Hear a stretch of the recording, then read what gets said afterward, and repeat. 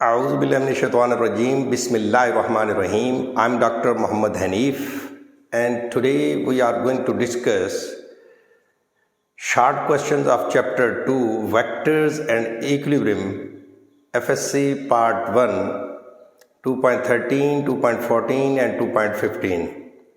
बेटे आज हम 3 शॉर्ट क्वेश्चन करने जा रहे हैं FSC Part 1 first year chapter vectors and equilibrium के। तो 2.13 न्यूमेरिकल में वो कह रहा है कि अगर आपके पास 2 वेक्टर्स हों सेम मैग्नीट्यूड के तो उनका रिजल्टेंट इस वेक्टर के इक्वल मैग्नीट्यूड कैसे हासिल हो सकता है। यानी ये अजीब सी बात है ना कि 2 वेक्टर्स को ऐड करें और जवाब मैग्नीट्यूड में इक्वल आ जाए। लेट सपोज एक वेक्टर का मैग्नीट्यूड है 5 सेंटीमीटर और दूसरे का भी 5 सेंटीमीटर है, तो उसका रिजल्टेंट का भी 5 सेंटीमीटर आना चाहिए। इक्वल मैग्नीट्यूड का रिजल्टेंट किस तरह हासिल कर सकते हैं? तो उर्दू में प्यारे बेटे हम कहेंगे कि अगर 2 वेक्टर को इस तरह कंबाइन किया जाए, यानी उनके उस वेक्टर की ओरिएंटेशन, इसको ओरिएंटेशन कहते हैं भाई, किस एंगल पे उसे रखा जाए कि उसका रिजल्टेंट इक्वल मैग्नीट्यूड हासिल हो जाए। सो इसका सिंपल सा जवाब प्यारे बेटे क्या है? If 2 vectors are combined in such a way that the external angle between them is 120 degree, then we will get a resultant vector of the same magnitude. प्यारे बेटे एग्जैक्ट मुझे सुने और यही लिख लें, it's enough. 2 vectors of equal magnitudes are combined in such a way that the external angle between them is 120 degree, then we will get a resultant of same magnitude. अगर एक भी नंबर नहीं कटेगा आपका अगर आप एज इट इज़ इसे सुन के और लिख के अगर आप याद करना चाहें। दूसरी, ये मैंने अपने अल्फाज में आपको डेफिनेशन बता दी, इसका आंसर बता दिया 2.13 शॉर्ट क्वेश्चन का। प्यारे बेटे अगर आपको वो पसंद ना आया हो तो आप इसे भी लिख सकते हैं। The 2 vectors of the same magnitudes are combined to give a resultant equal to a vector of the same magnitude when they act at an angle of 120 degree with each other. मतलब 2 vectors, बेटे ये vectors A है हमारे पास और vector B है, दोनों का equal magnitude है। अब हमने इसको ओरिएंटेशन ऐसे रखनी है, इसको इस एंगल पे रखना है कि हमें इक्वल मैग्नीट्यूड का रिजल्टेंट मिल जाए। तो बेटे इसे हम ऐसे रखेंगे, देखें इसका एक्सटर्नल एंगल मैंने 120 डिग्री कहा है, तो 120 डिग्री अगर इसका एंगल हम रख दें, we will get the resultant of same magnitude.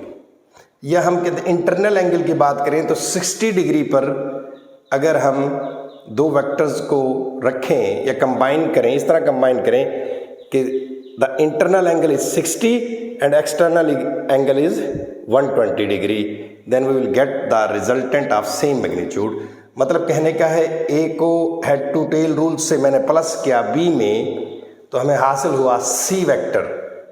सो इस देखिए इस सी वेक्टर का मैग्नीट्यूड इक्वल हो गया ए वेक्टर के मैग्नीट्यूड के।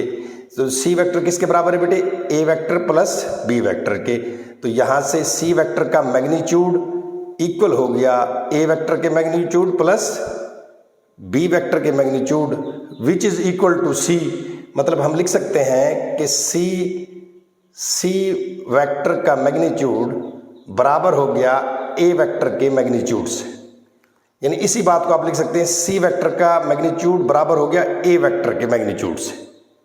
मतलब इस इक्वेशन के बाद आपने जो नेक्स्ट इक्वेशन लिखनी है वो ये लिखनी है कि ए सी वेक्टर का मैग्नीट्यूड बराबर हो गया ए वेक्टर के मैग्नीट्यूड के।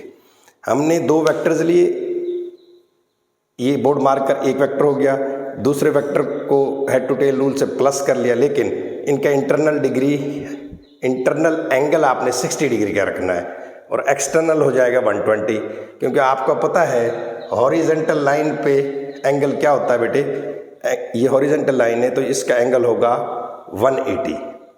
उस सर्कल में जैसे हम अगर जाएं तो 360 टोटल एंगल क्रिएट करता है, तो यहाँ बस ऊपर से लेके यहाँ तक 180 डिग्री होता है, इसलिए एक्सटर्नल 120 इंटरनल 60 डिग्री, ये दोनों बातें आप लिख सकते हैं। तो ये आंसर हो गया बहुत आसान सा। वो कहता है if two vectors to be combined as magnitude of 60 newton and 35 newton, we have two vectors, एक का मैग्नीट्यूड है 60 न्यूटन, दूसरे का 35 newton. Pick the correct answer from those given below and tell why is it the only one of the three that is correct. वो कह रहा है कि भाई ये तीन आपके पास आंसर दिए हुए हैं उसने कि दो वेक्टर्स को ऐड करें हम तो कौन सा जवाब आएगा। अच्छा, फिर जवाब ही नहीं, उसकी एक्सप्लेनेशन भी बतानी है आपने। तो बेटे देखें, दो वेक्टर्स का मैग्नीट्यूड है, अगर वेक्टर्स पैरेलल हों, एक वेक्टर ये है एक वेक्टर ये है, दोनों पैरेलल हों तो फिर उनके मैग्नीट्यूड को हम ऐड कर लेंगे। 60 + 35 कितना हो जाएगा बेटे, 95।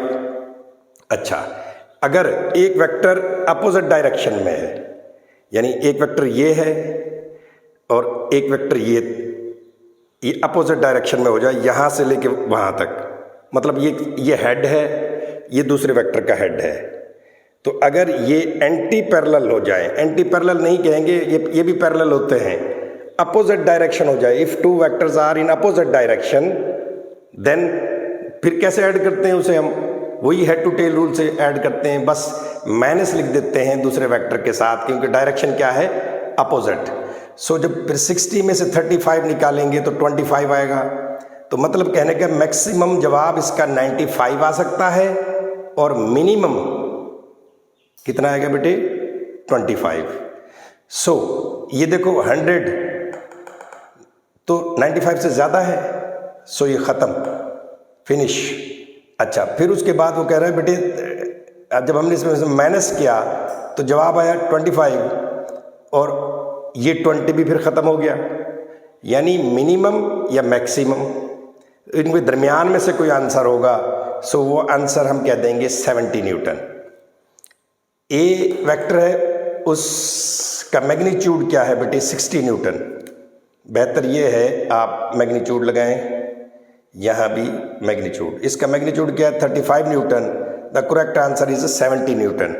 And why the correct answer is 70 newton, वो कह रहे the resultant of two vector is maximum, resultant of two vector is maximum when they are in same direction. जब वो कहाँ होंगे बेटे, सेम डायरेक्शन में होंगे, when they are in the same direction, that is parallel. In this case the resultant is क्या होगा, a plus b, so resultant vector 60 + 35 95 Newton. The resultant of two vector is minimum when they are in opposite direction. बेटे ये anti parallel जो बार बार लिखते हैं असातिज़ा, actually ये गलत बात है, FSC लेवल पे उन्हें पता नहीं है कि अगर दो वेक्टर्स अपोजिट डायरेक्शन में हों तब भी पैरेलल होते हैं, अगर सेम डायरेक्शन में हो दो वेक्टर्स वो तब भी पैरेलल कहलाते हैं। यह आप बात कहीं भी सर्च करके देख सकते हैं। सो इधर हम एंटी पैरेलल बिल्कुल नहीं लिखेंगे, तमाम असातिज़ा ने एंटी पैरेलल से पढ़ाया हुआ है, हमें भी पढ़ाया था 10 साल पहले तो एंटी पैरेलल पढ़ाते थे। हालांकि दो वेक्टर्स उनकी डायरेक्शन सेम हो वो भी पैरेलल होते हैं, अगर उनकी अपोजिट डायरेक्शन हो तब भी पैरेलल कहलाते हैं, एंटी पैरेलल नहीं लिखना चाहिए इधर। The resultant of two vector is minimum when they are in opposite direction. जब वो अपोजिट डायरेक्शन में हो जाएंगे तो हेड टू टेल रूल से प्लस करेंगे उन्हें। So a - b = 60 - 35 25 newton. So minimum 25 हो गई, मैक्सिमम हो गई बेटे 95। तो मैक्सिमम से तो ऊपर नहीं जा सकते ना, मिनिमम से नीचे आ सकते हैं, तो इसलिए ना अपना जवाब 20 होगा ना 100 होगा, तो उसके दरमियान वाला जवाब होगा। तो दरमियान वाला क्या है, 70 है। So therefore the range of the both vectors varies from 25 to 95।